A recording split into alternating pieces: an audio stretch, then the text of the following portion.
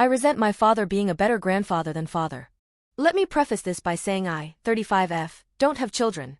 My father had 2 children with my mother before they divorced over his affair. We were 6 and 9 when it was finalized, me being older and my sister was younger.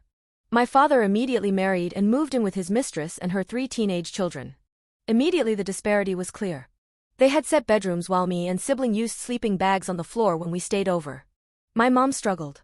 She had primary custody of us, so we were with her 75% of the time.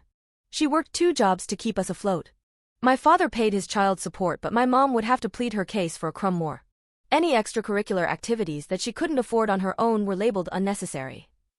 One winter the furnace blew at mom's and she had to beg him to come try to repair it until she could get the funds together for a replacement.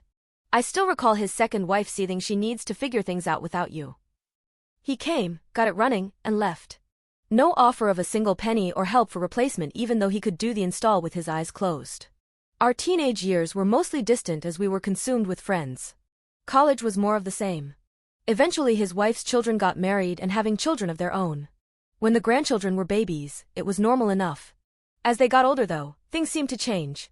If their parents, his wife's adult children, couldn't afford to put them in extracurricular activities, there he was to save the day with a check. Gone was the idea that if the parents can't pay for Pee-wee baseball then it's unnecessary. If the grandchildren want the latest name brand sneakers to keep up with classmates but their parents said no? Surprise shopping trip with Gram and Gramps. Quickly the kids learned if mommy and daddy say no, just ask the grandparents who will say yes. Now I want to highlight the difference between these kids' mentality and the way I was raised. We learned not to ask for things as mom's pockets were always stretched so thin. We were taught never to impose and how to go without or make do rather than bother or ask.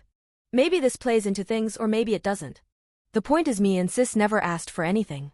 Recently, an opportunity came up where I finally asked. My father's sister who lives across the country has been diagnosed with a terminal illness.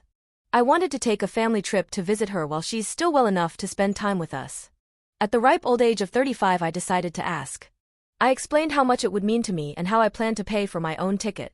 He said he would think about it. He thought about it for a whole 2 days. I got that we really can't afford it. I offered to pay for his ticket. No, I can't let you do that. I pushed further. Well, we are really saving some days off to take the grandkids on vacation this summer. I felt punched in the gut. I didn't even hear the rest of the excuses and explanation. A long-winded story of how his sister failed to take care of herself all these years and how disappointing but unsurprising her diagnosis is.